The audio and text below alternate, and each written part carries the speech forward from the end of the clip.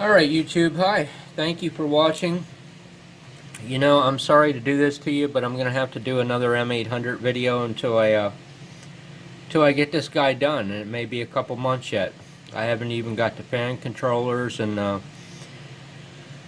fans and the stacking that needs done on this, and a whole bunch of other things, so just kind of stick with me. I mean, I do a lot of different things. I mean, I got battery chargers sitting here that need fixed. You know, I got all kinds of base stations and stuff, but you know, you just never really know what I'm doing. You know, it just seems like lately this is what it is, so I apologize for that. So I don't want it to become redundant. But I got another spider circuit here. I need a regulator here for the bias line on this. And you know, you might think, well, why does the bias line need to be regulated? Isn't the power supply regulated? Well, oftentimes they are, but you know, there's a million varieties out there, and not everybody has lab quality power supplies, and not all power supplies are perfect. You know, you got ripple and noise, and you definitely don't want that on your bias line. So, by all rights, bias lines should be well regulated. So here's kind of a dead giveaway, but this spider circuit has got to go up here in this corner. There's just no other room. So it's kind of a giveaway here because I have my line on there. So you kind of know where this video is going. But you know, if you had to guess, will all that go up there? What would you say the answer would be? I think it will. I think I can get this regulator and all that up here. Here's the grand scheme of things. I'm kind of backing up on this. When I initially built this relay board for this, I said this is the dumbest thing I've ever seen with the way they have it set up. But there was no stinking place to get a regulator on this board because it has to be heat sunk. So I couldn't put the bias regulator back here, and that would have actually been probably the best spot for it. But there was no way that was going to happen. So jumping back one step more, these traces over here are the traces that burn up. And this is dumb in my mind, my method of thinking. They sent power from the front the whole way back, this little itty bitty trace that torched under here, where I epoxied these wires down. They sent power the whole way back, and it's going to be hard to see at this point, down to this corner right here. Actually, that first connection right there, to power the bias line plus the power of this board.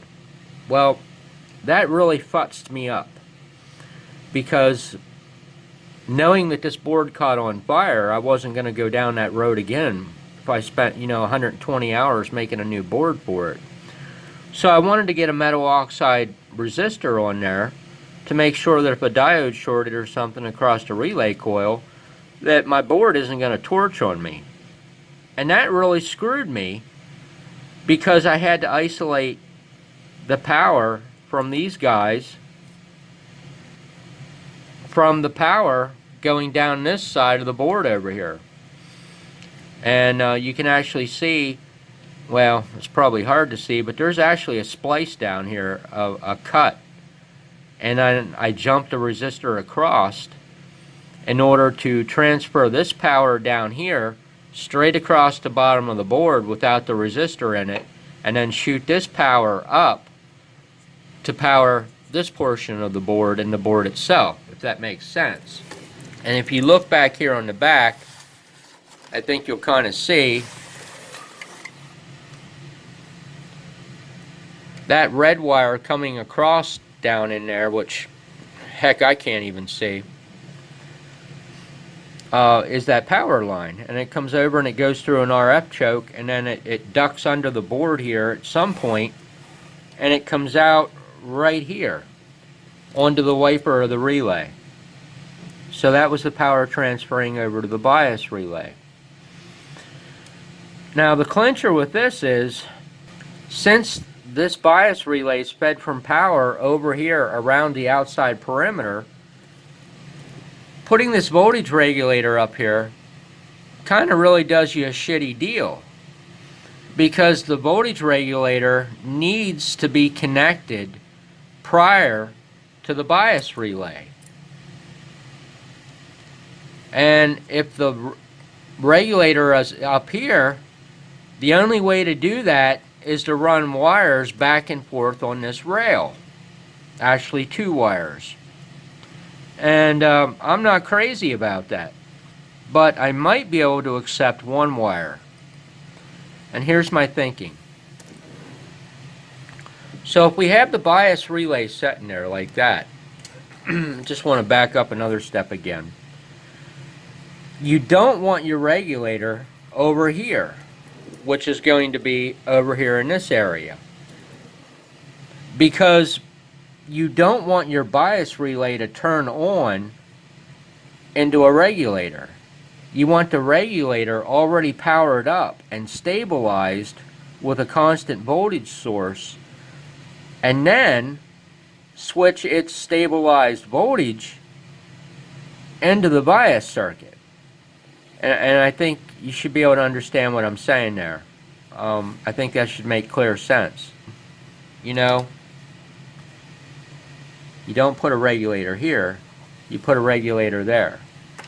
And that was kind of the layout problem with this stinking amp. So moving it up here has got to include a wire. There's no ifs, ands, or buts about it. So here's my thinking on this. This line right here is the voltage source coming into it, which is dumb. You should be not pulling that large amount of current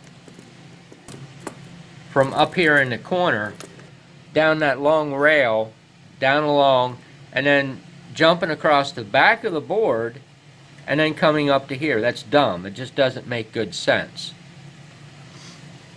So with the bias regulator up here, we don't need that. We can pull power directly from this beefy rail that's coming across the front. It's what supplies power to the driver here. So that would give me the power input connection, the constant stabilized connection into the regulator. However, there has to be at least 1 wire traveling down the length of this to come back and hit the wiper of the relay, which is this point here. If you see what I'm saying there. 1 wire I can live with, I really can. So if you hung with me this far, you know, God have mercy on you. So there's my thinking. It'll actually be about 3 millimeters here, which is the spacing of that nut. It's really not usable for anything that I can see right now, but you know what? It's better than nothing. But unfortunately, that stinking nut behind it's going to kind of null and void it as to what I can do with it.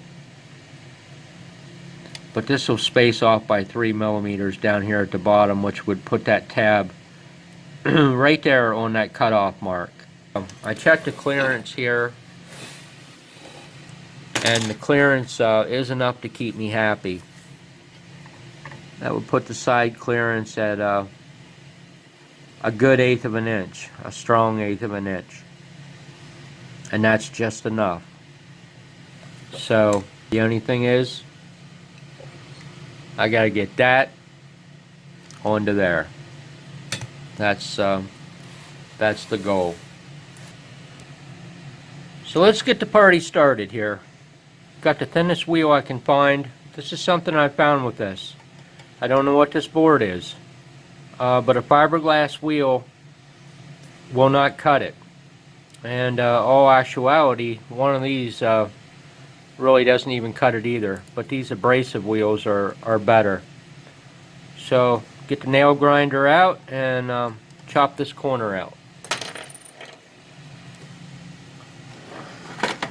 So they say that hindsight is 20/20. It's probably a good idea to have have a mask on if you cut this stuff up close, because I got that shit in my lips and my mouth now. So just a word of advice. That seemed to take care of the problem.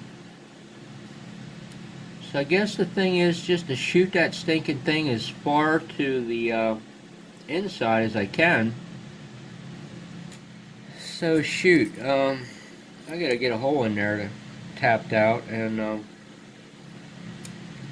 seem to have this problem every time I go to tap a hole. I'm not sure what stinking bit it is.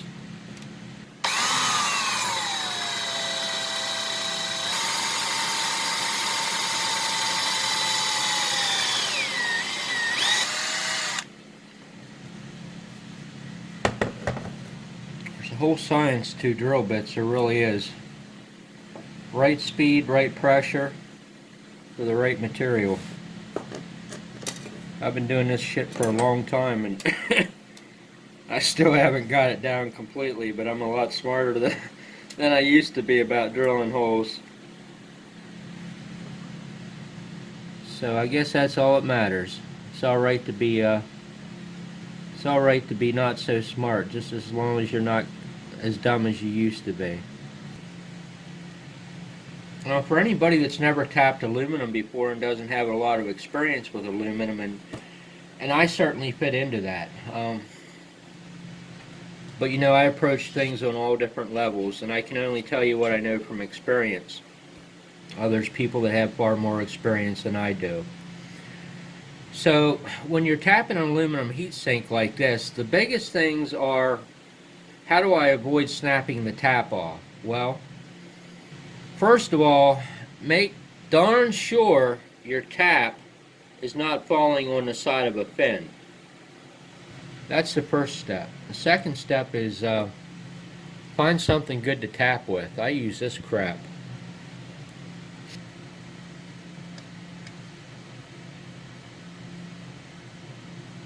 Yeah, it's definitely tapped deep enough.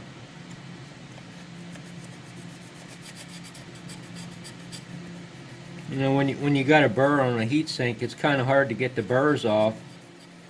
To just know that you've got the burr where you got a perfectly true surface. I think I did. Alright, gonna see if I can reconnect these paths here, and we'll see if we can get it to slide in that hole.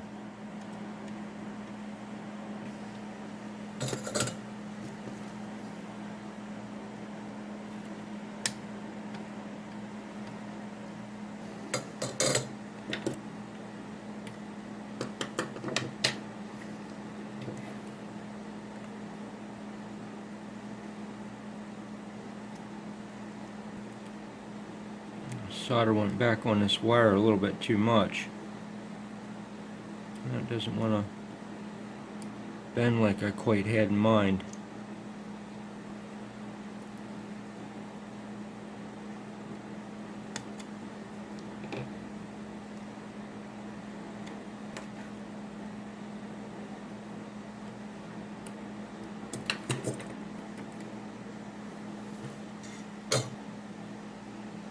There we are. Problem all fixed. So all I have to do is just get this blue wire up through the board here, and tie it over to this point, and that'll be the 8 volts coming down the rail into the wiper, out of the wiper, and right down the rail into the bias. So I think I got this licked. So getting this blue number 20 to loop under there, I'll tell you what, that was a real chore. If I would have probably put that in another 1/16 of an inch, towards the inside, it never would have happened.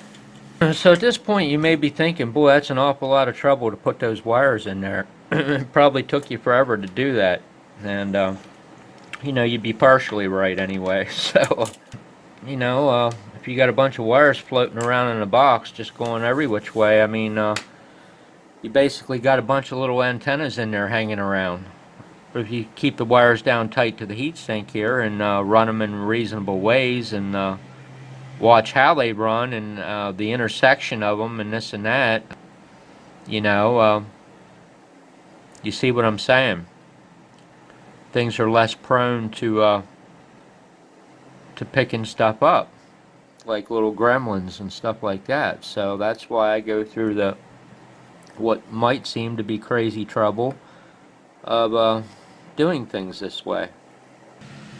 Since I'm gonna be using this right here as a power line to feed the bias regulator, which comes over here to the driver, you see the last place that power line was bypassed with something of RF capabilities is this .01 ceramic over here, which is a considerable distance away from where I'm going to be pulling power for the regulator.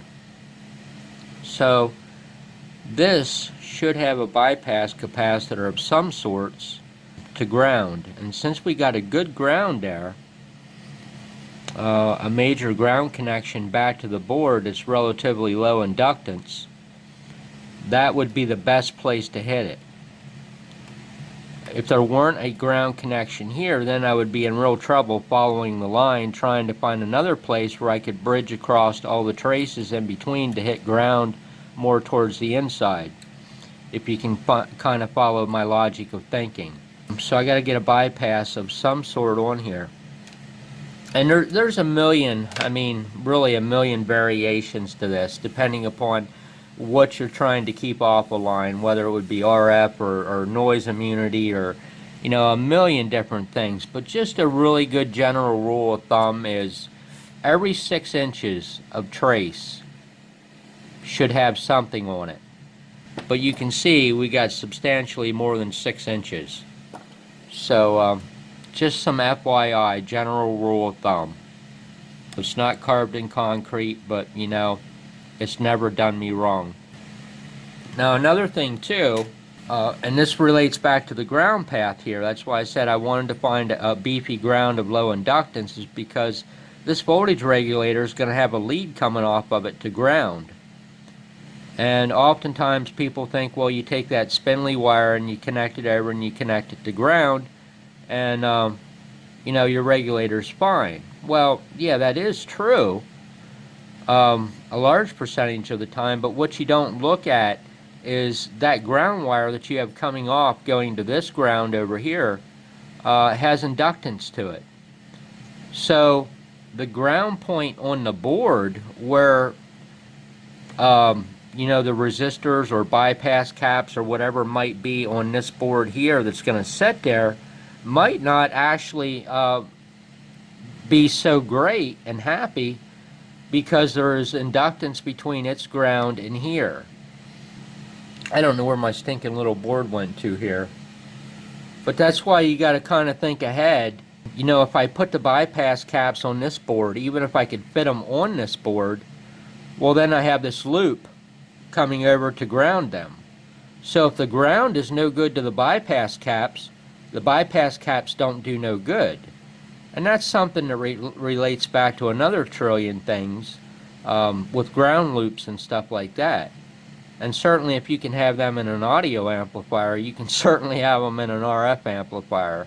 So if you kind of see the point that I'm trying to make, your ground is only as good as its ground.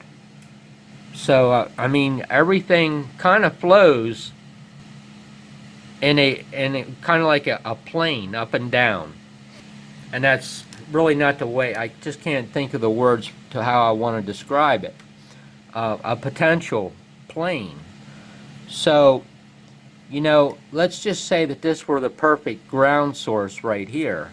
Well, once we attach a wire to this and pull it to some point, now we've shifted what was our perfect ground at this state, and now we've moved it up because we've placed wire length and added inductance and things of that nature as a ground. And that kind of leads back to all grounds should tie to a common point. You know, that's just the way things have to be done when you build stuff. And when you loop a ground wire off this voltage regulator board and tie it back to here, it's technically not back to a common point, because there's 2, 3, 4 branches connecting to that ground wire on the little board, and then that goes into one branch that leads back to here. It's not a common point. A common point would be having the grounds of those resistors or caps directly connected to the common point on this board. That way there would be no branch. If you, I know that might be hard to understand. Maybe I'm just not a real good teacher on how I word things. It's kind of like a family tree scenario, if you want to look at it that way. Unfortunately, some days I'm a little off, and today is one of the days when I'm a little off. I feel like I can't explain things quite as well as maybe I normally could. So we're going to tack that .047 right there. When you put chips in, the best thing to do is heat goes onto the board, not onto the chip. Just a little pointer, because it takes substantially more heat to heat up the board and get the board to flow than it does to the chip. So if you put all the heat on the chip, the chip's got to dissipate that heat that's on it and then transfer it down through the leg of the chip onto the board. So what happens is the chip overheats and before the board starts to flow. So just something stupid for maybe somebody that doesn't have experience with chips. Alright, let me see what in the heck is next with this. There's going to be a bias resistor. It's going to go across up here. Unfortunately, like I said probably 6 times in this video, I'm out of every single thing there is. If I don't get some parts soon, I'm going to be out of business. So all I have is this MRA 12 mils 15 ohm non-inductive, and ideally what I need is a 12. But this guy's going to have to go across these here until I get a 12 to go in there. So I think kind of what, and I had to do some lead splicing here because pet peeve, I had cut leads. I never like to cut leads on power resistors, because then if you tear something apart or what have you and go back to use it, stinking leads are too short. So I wrapped the connections, you can see, with like 30 gauge. So this guy's going to need to go into there. These are actually 18 ohms, so the parallel combination should read 9, but it actually doesn't. It reads 8.3, and then if I subtract the lead resistance, it's actually 8 ohms across these two. So 8 ohms across 15 ohms is going to take me down to just a scotch over 5 ohms. Alright, now before I forget, this guy here is going to have to get changed. So unfortunately there's a little drawback here to having one bias regulator run both the driver and the finals, at least in this case here, because I don't actually have the right value resistor here that I need. This actually needs to come from 15 down to 12 ohms to get as much current as I'm looking for. So I kind of got to offset things here on what that voltage is going to be coming out of the regulator. I'm going to have to jack the voltage regulator the whole way up because this resistor is a little too high. So when I do that, it's going to throw this off, because this actually should be a half of 56. So a 28 ohm should be 2 56s in parallel. Well, the problem with that is when I jack the voltage up to get the current here, then I'm going to get a little bit too much current here over what my reference readings were. So I'm going to have to raise this resistor up for a time period until I can get this one changed, and then when I get that one changed, then this is going to have to revert back to the 256s. So this is a big confusing mess. So I got one of these WHS7s, 33, and that'll be fine. I actually bought these for a high current snubber. They're supposed to have improved surge capability to them, but I didn't really find them to be effective in allowing high current pulses to go through them. They didn't work well in snubbers, but they'll certainly work well for this use there. Alright, I gotta get this show on the road here, man. So I cut that path out, put the RF choke on, and put a bypass cap on the bias line there. So it's time to get working with this board. Got the pot on in the sweet spot. When I sat this in there, I just kind of did one of these numbers with running a diddle stick down through there to try to find out where the best place to set that pot is, since it's not mounted in the correct fashion. But that's the pot that I wanted for this, for specific reasons. So now I got to get this stuff here on that board. That's the name of the game. Alright, 2 resistors and 1 pot on the board. And I piggybacked the resistors because, man, I'll tell you what, I'm going to be out of space on this job. So now it's time for the calculator, my favorite part. This voltage regulator, like all voltage regulators, needs some minimum load on it all the time. So we have to know what the minimum voltage coming out of this voltage regulator is going to be, and in my case it's probably going to go down to maybe as low as 7.6 volts and as high as probably like 8.7. So we'll take the lowest, which is the way to do it, 7.6 volts, and we're going to need over 15 milliamps. So 7.6, yeah, R is equal to E over I, so 7.6, and we'll just say we'll give it 25 milliamps. That comes up to 300 ohms. 304 to be exact. So I have a 330 here, and if that would be the case, that would give it 23. So that's close enough. I just want to check the power rating. I should have did that before I stuck this stinking thing in. Current times voltage.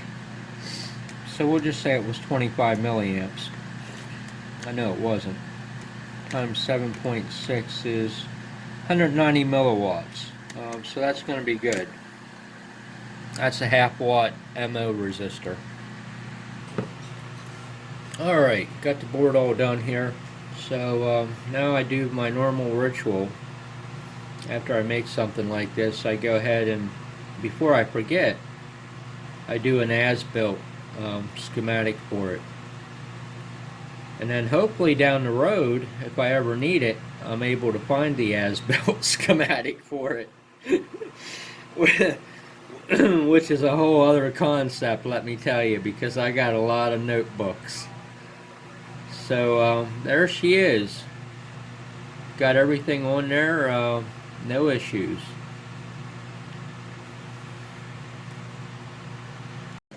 The good thing about this is, since I didn't have the MO resistors that I needed and had to put in the GMA fuse, the good thing is this will maintain regulation at a lower voltage better.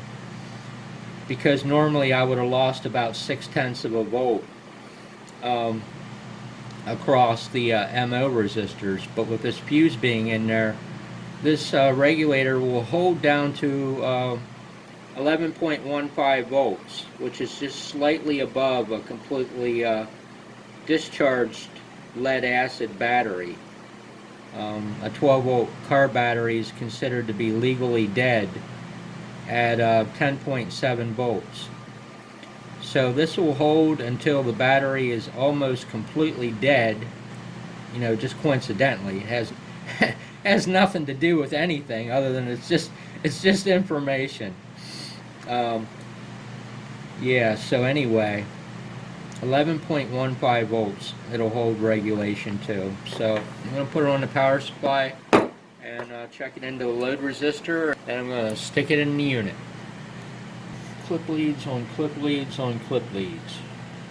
8.67, which is exactly what it was before, to 7.79. So that's all good. Stick a 5 ohm load on it. Not sure why the voltage is going up. Can't imagine the voltage went up because of the regulator heating up that quickly, because I mean there's no heat sink on it, but I'll have to look into that. It might have to do with these clip leads, because these things are really junk. Yeah, I think I know what it is here. I can almost guarantee it's these stupid clip leads, because there's two connections on the ground here. One that's going over to the negative of the voltmeter. The other one is well, it's going to the negative of the voltmeter and it's going to ground on the power supply. The other one is branching off and going to the negative on the load.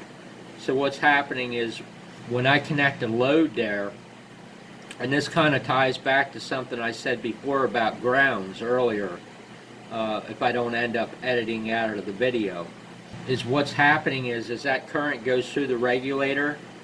This cheesy little clip leads connections can't handle that current so well. So you get a little tiny voltage drop across them from this ground back to the power supply ground. And when that voltage drop shows up there, what it does is it shifts the ground of the regulator up. And that's why the voltage comes up, because the ground is not being held solid to its ideal ground state. So there's no doubt in my mind that's exactly what's happening here. So that's why you stay away from clip leads. I mean, that's something I've learned over many years of experience. Clip leads, I mean, there probably was a day, honestly, when clip leads were good. You could buy pretty decent ones. But you know, it's been a long time since I could say that. They've been junk for really as long as I can remember. Even if you take the trouble to solder the wires to the clip leads, they're absolute junk. They're basically a piece of tin. And you know, not to open up a whole can of worms, but look at that clip lead. Every time I try to bite it down on something, the jaw just absolutely bends that direction, and then I have to bend it back. I mean, just, man, I hate to say it, but junk. So I'm going to go ahead and put it in the unit here, because there's no doubts in my mind about it.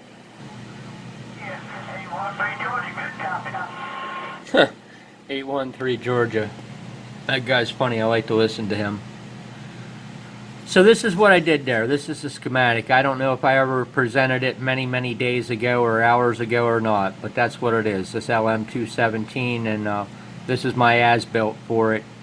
You know, I had a lot of trouble trimming it in here, but so it took some extra resistors.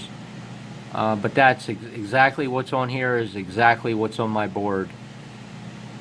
Alright, a long time later, it is on the front. The front is back on. So that's what she looks like there. And I'll tell you what, she is made to fit. There ain't no doubt about it. Need a nut on there yet to draw that edge back. There's just a little bit right there. So that spacing, I mean, you can see my spacer that I put in there. Oops, if I bring the camera down and kind of get some, maybe some better light. You can see the spacer I put in there. I ran a piece of cambric tape down the front of this because there was one connection, and I mean it's probably 2 blade thicknesses away from the front face, and it was actually the middle leg of the voltage regulator which had the most stuff going to it, and I knew it was kind of going to be could be a little bit of a clearance issue even with maybe these 3mm standoffs on there. But the diode is actually sandwiched down right against the front, so that's what holds it off. But I had to tweak these leads up a little bit to be able to draw this back. The leads were actually a little bit too long when I set it on the board and soldered it in. I went ahead and put an RF choke on this. The power point connection was down here on the B+ rail. I couldn't get an RF choke on this board, so I just went ahead and put one under heat shrink. There's the power wire coming down to the RF choke that goes down to that bypass chip on that supply rail that I put on many hours ago. And then I just brought the ground wire over and connected it to ground over in here somewhere. Yeah, this is going to be, man, I need some more caffeine today. Yeah, okay, man, I can't get this straight. I've been messing with this for so long. So the blue wire is actually the output of the voltage regulator. I'm sorry, you gotta overlook me. The blue wire is the output of the voltage regulator, which ties into this blue, which I pulled under the board down to here. And that hits the wiper of the relay, and then the normally open contact is the one coming down here, where I cut that path, put an RF choke, another bypass cap in, and that comes down and hits the bias resistors. Okay, clear as mud. So all I have to do is find some disconnect for this wire, then I'll be ready to power it up. Hey, there we are, we got it in. I can't tell you how many hours it took me to get that board in there. I don't know, I think it's probably taken me at least 2 full days to get the board built and to get it in, just for informational purposes. You know, the last thing I built, I remember saying to myself, you know, if I had to build one of these again, I could do it in half as much time.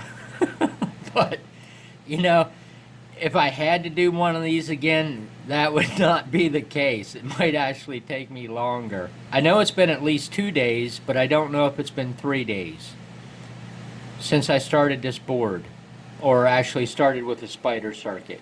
So basically what I'm saying to you is to edit this video is something that may not even happen. I don't know, my mind is literally turned to mush over this. I've put so much time into this stinking thing. It's just crazy. This turn-on board that I did for the bias for the dreaded blue LED, whenever that was, the theory is it's just sensing the voltage. This board over here is sensing the voltage coming from the bias regulator, and as long as there's at least 7.8 volts on the bias line, that turn on is going to be happy, and it's going to throw the blue LED on. And once again, rehashing the bias regulator, the top end is 8.66 volts. I know I had to have done something else. I put a bypass chip many hours ago up there on the B+ line going to this. It's actually ahead of this RF choke. And that's that. That's really not awkward to adjust there. Kind of found a sweet spot to set that pot in. And oh, the bias monitor board over here for the dreaded blue light is this purple wire that comes over and hits the top of the bias resistors. So there's the bias resistors down to the drop diode. So it intersects the junction of those bias resistors. Clear as mud, how about it? So I think I'm at the point here where that's about the end of the road right now. So never say that's just the end, because I always forget something. So I'm going to stick these two fast-ons, which I'm not real happy about, on those blue wires. Shorten them up some. And there is a voltage clamp which clamps at 9.2 volts. I ran some current tests on these 9.1 volt 5 watt Zeners, and at 9.2 volts it's starting to clamp at 75 milliamps. Actually 9.25 is starting to clamp at 75. So it's a very crude form of overvoltage protection. Since the dreaded blue light can only monitor an undervoltage condition, there's nothing to monitor an overvoltage condition. And that's the purpose of the Zener diode. Very crude and very to the point. And, you know, you don't get much simpler than that, which is going to have to connect off of this bias line here to ground. So I have to find a place to get that Zener diode in there. But I don't think I'm going to do that until I actually get the 12 ohm resistor that's supposed to actually be up here instead of this 15. And I'll have to stand him up off the board and put some Teflon tubing on him, and because if he ever shorts, you know, he'll go into a big pile of charcoal. And that's the purpose of the Zener diodes, is to eventually turn into a pile of charcoal when they get an overvoltage condition. So hey, I appreciate you watching very much. I do hope I can find a way to edit all this video. I don't think I'll ever get this into 15 minutes or 20 minutes. I don't even think I could get this into 45 minutes. But I'm going to do my very best. So I appreciate you watching very much. Thank you. Have yourself a great day.